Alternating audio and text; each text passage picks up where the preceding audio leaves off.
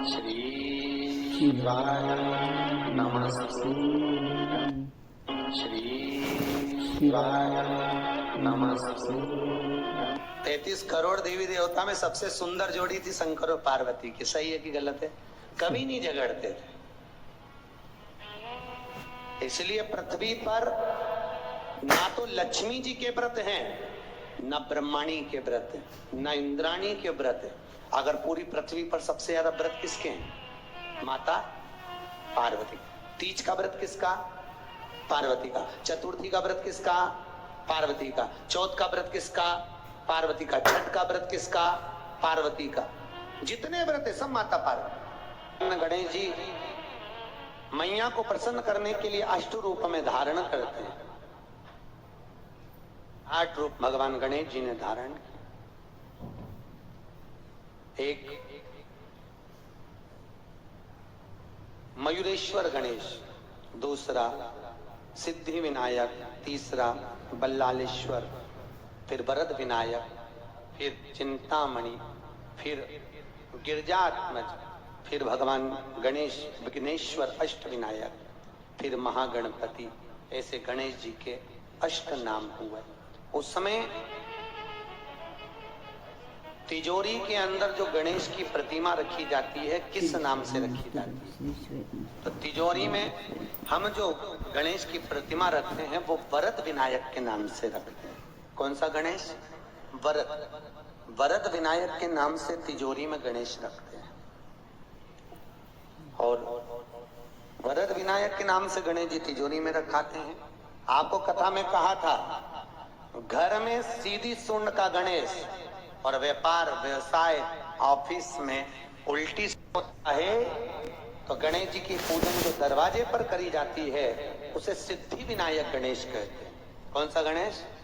सिद्धि विनायक। जब हम घर में शुभ कार्य हो, बंदरवाल लगाएं, कोई दरवाजे पर शुभ लाभ लगाएं, या स्वस्तिक बनाएं, या माताएं दरवाजे पर रंगोली डाले, तो उसी समय पर सिद्धि विनायक के नाम से रंगोली डालना चाहिए। तो घर में लक्ष्मी बढ़ती है, सिद्धता बढ़ती है। याद रखिए, कभी भी गणेश जी को, मिट्टी के गणेश जी लाते हो भादो महीने में, तो विसर्जन करो तो विसर्जन के समय पर 2 बिंदी, एक कंकु की एक हल्दी की, दीवार पर जरूर लगा देना चाहिए। क्यों? क्योंकि गणेश जी हमारे यहाँ आते हैं तो रिद्धि सिद्धि के साथ आते हैं। पर जब गणेश जी जाते हैं, अगर हम बिंदी नहीं लगाते हैं तो गणेश जी अपनी रिद्धि सिद्धि को साथ में लेकर चले जाते हैं। पति के साथ पत्नी वापिस चली जाती है। जब हम बिंदी लगाते हैं तो उसका मतलब होता है कि हमारे घर की बहू हमारे घर में रहे, बेटा भले भ्रमण के लिए जाए। तो गणेश जी जाते हैं, रिद्धि सिद्धि घर में रह जाती है। इसलिए रिद्धि सिद्धि को घर में रखने के लिए 2 बिंदी लगाना चाहिए, एक कुंकू की, एक हल्दी। रिद्धि सिद्धि। गणेश जी की प्रियता है दुर्वा। क्या प्रियता है? दुर्वा। कितनी दुर्वा गणेश जी को समर्पित करी जाती है? मात्र 5। कितनी? आज के जमाने में लोग गट्ठा बनाकर चढ़ा दें, वो अपनी जगह पर। 5 दुर्वा पंचम इंद्रियों को वश में करने के लिए, और भगवान के 5 जो स्वरूप हैं उनको अपने भीतर उतारने के लिए 5 दुर्वा। और दुर्वा में भी 3 गांठ। जब दुर्वा समर्पित करी जाती है तो उसमें नीचे दुर्वा की डंडी पर गांठ रहती है, 3 छोटी छोटी गांठें होना चाहिए। चतुर्थी का जो व्रत करने वाली होती हैं, जो चतुर्थी का पूजन करने वाली होती हैं, उनके भीतर का एक भाव होता है कि जैसे ही शाम का समय आए, चंद्रदेव का पूजन करें। चंद्र जब प्रकट हो जाए, कलश भर लिया, उसके नीचे आखा दाना रख दिया, चावल गेहूं जो भी आप रखते हो पूजन के लिए, ऊपर पात्र आदि रख दिया, जलाशय, फिर अपन ने घी का दिया लगाकर पूजन भी कर ली। तो जो चतुर्थी का पूजन करने वाली होती है, जो चतुर्थी का नियम व्रत धारण करने वाली होती है, बड़ी बड़ी चतुर्थियां करती हैं या उसका नियम धारण करती हैं, तो चतुर्थी का जो पूजन करती है वो किस चीज के लिए? केवल संतान, पुत्र, परिवार, हमारा कुटुंब, हम जिस कुल में है, हमारा कुल वैभव की ओर बढ़े, संपदा की ओर बढ़े और उसकी आयु बढ़े, उसकी आयु बढ़े, वैभव बढ़े। बहुत ध्यान दीजिएगा। चतुर्थी की पूजन में जो आप आखा दाना रखते हो, गेहूं वगैरह कुछ भी जो भी रखते हो, उसकी बड़ी महत्वता होती है महाराज। यहाँ तक कहा गया है, चतुर्थी की कथा तो आप लोग पढ़ते होंगे, जो लोग पढ़ते हैं उनको मालूम होगा। चतुर्थी की कथा में लिखा है,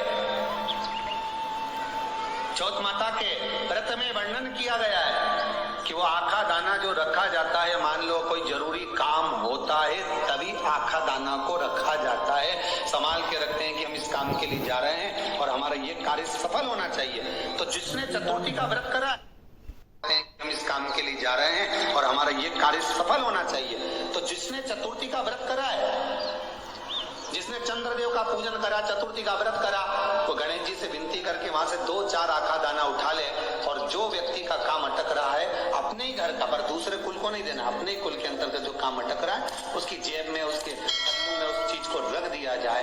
तो चतुर्थी जो अगली आती है, जैसे आप महीने की करते हो तो महीने की, और आप जैसे करते हो कि 4 अलग बड़ी बड़ी चतुर्थी करते हो, तो उसके अनुसार आपका कार्य सिद्ध होता ही है। उस आखे दाने का इतना महत्व होता है क्योंकि चतुर्थी का व्रत जब व्रत करती है तो स्वयं चतुर्थी की कथा में लिखा हुआ है कि पार्वती जी गणेश जी से चतुर्थी की कथा बचवाती। चतुर्थी की कथा बाची किसने थी? स्वयं गणेश जी महाराज। और सुनी किसने थी? माता पार्वती। बाचने वाले गणेश जी थे, सुनने वाली माता पार्वती। तो चतुर्थी की कथा जब होती है तो उसको स्वयं गणेश जी बाच रहे हैं। तो व्रत कौन सुन रही है? माता पार्वती। और आपने जो आखा दाना लिया वो गणेश जी के भाव से लिया, गणेश जी से निवेदन करके, विनय करके, प्रार्थना कर उसको प्राप्त किया। जितने आस्था से नत्र कथा सुन रहे हो, जितने फेसबुक और यूट्यूब पर सुन रहे हो, और जितने इस छत्तीसगढ़ की पावन धरा पर बैठकर सुन रहे हो, बहुत सावधानी से सुनना।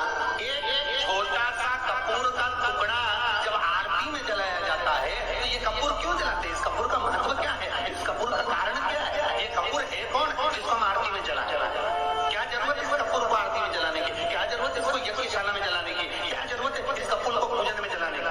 स्वयं गुरु बाबा कहते हैं, यदि कोई आरती में, पूजन में, घर में एक कपूर का टुकड़ा आरती के बाद में जब समर्पित करेगा तो उसको अश्वमेध यज्ञ का पुण्य प्राप्त हो जाएगा।